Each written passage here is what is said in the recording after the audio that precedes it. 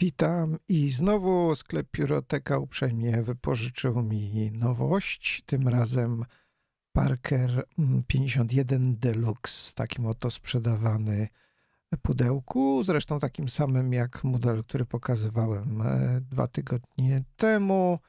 No więc nie mam tu specjalnie więcej co do powiedzenia odnośnie opakowania, a w nim znajdujemy takie oto pióro. To oczywiście 51, nawiązanie do historycznego modelu z lat 40.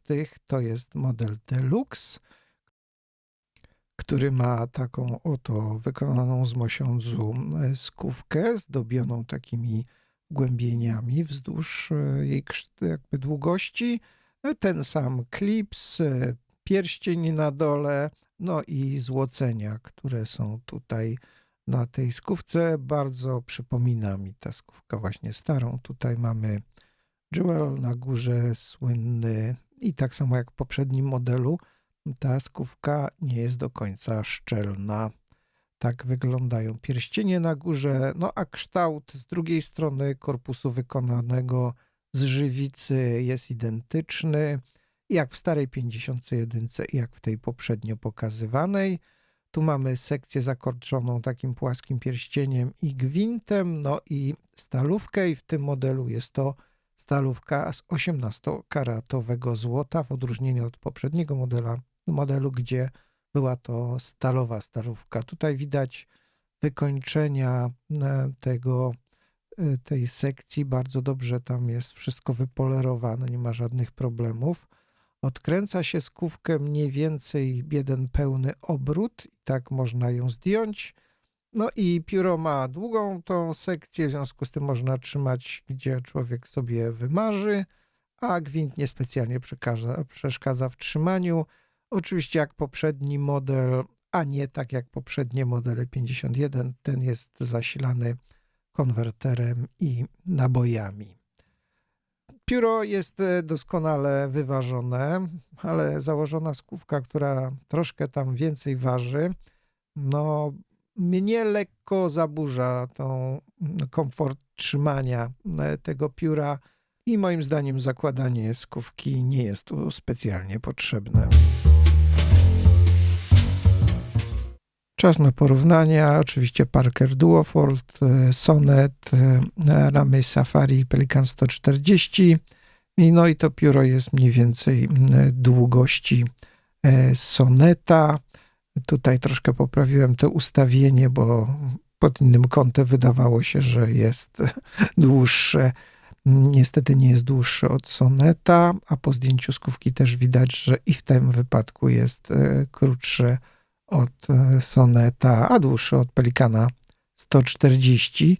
No jeszcze porównuję tu ze starą 51 model Aerometric i widać, że tak, zamkniętą skówką jest troszkę dłuższe, natomiast jeśli zdejmiemy skówki, to same korpusy już takie nie są. Jest on krótszy.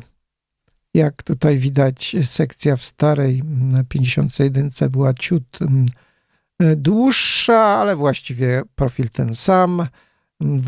Długość 14 cm z zamkniętego pióra, natomiast 11 cm i 8 mm długości. Średnica w połowie sekcji to 10 mm, a w najszerszym miejscu 12. Pióro waży 24 gramy z konwerterem w środku, natomiast bez skówki 12, tam 11, połowa tej wagi.